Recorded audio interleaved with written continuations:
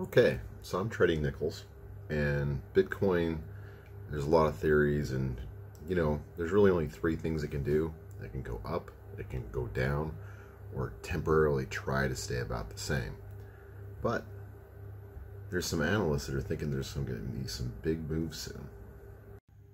Let's take a look at this Bitcoin Cash now, all right? So we're looking over just a few months here on the daily chart. And we do have a good couple of peaks, but right now it's generally coming down. And a lot of times when there's this slow burn, like Digital Asset News said, where it just keeps coming down a little bit lower and a little bit lower, a lot of people think that that could be like a golden triangle where it's going to possibly shoot up, which is always possible. Some analysts are saying about this particular pattern that it actually could spell bad news that it's been so calm for so long. And I realize this is Bitcoin Cash. I just surprised to see how much it's moving pretty similarly. So other people say that the longer it stays a little bit lower, it could really drop down. But Bitcoin Cash really isn't that low in comparison to what it's been sometimes. It's actually a little bit more up. So our discussion actually belongs a little bit more on the concept of what regular old Bitcoin is doing. All right. So you can see that Bitcoin is actually, its lows keep coming up higher. You can almost suggest it. So let's go ahead and just do a line real quick and show this concept that generally speaking, it's working its way up. And as long as it keeps working its way up on its lows, while at the same time managing, let's get a nice no, not a vertical. Let's get a, no, I like to draw it myself. Horizontal, that'll work. Just simple, real simple line.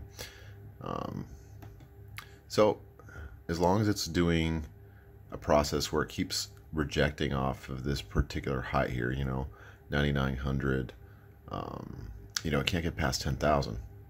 But the bottoms keep coming up. Some people believe this is a scenario that's similar to when the market really exploded, where a few years ago it really went up and up and up. And this has happened before.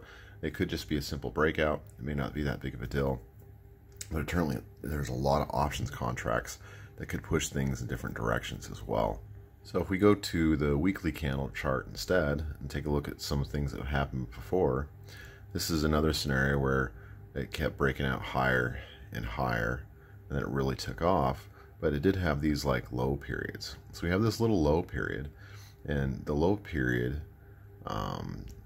this last time happened to create a really nice breakout where it actually got well above 10,000.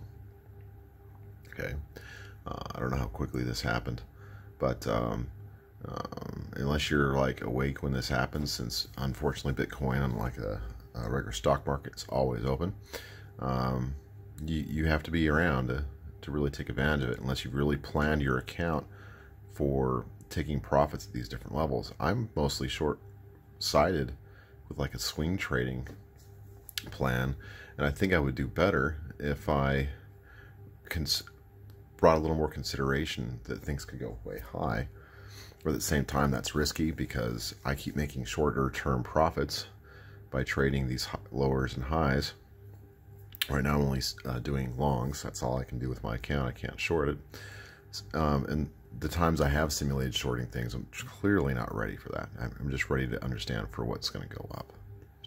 But those are some of the theories of what could be happening with Bitcoin, that situations like this, as long as it keeps staying towards the 9,000 mark, which is back down to right now. Some people believe that it could test lower lows. That is possible. Things like that have happened before. But there's not a lot of history here that it's been up this high. So how much patterns are there really? Who knows? But if you keep playing the game and you play it smart, you might just win more than you lose. As of right now, I don't have any other related content, but when I do, that video is going to be right here. And down here is going to be the video that YouTube thinks you'd like the best.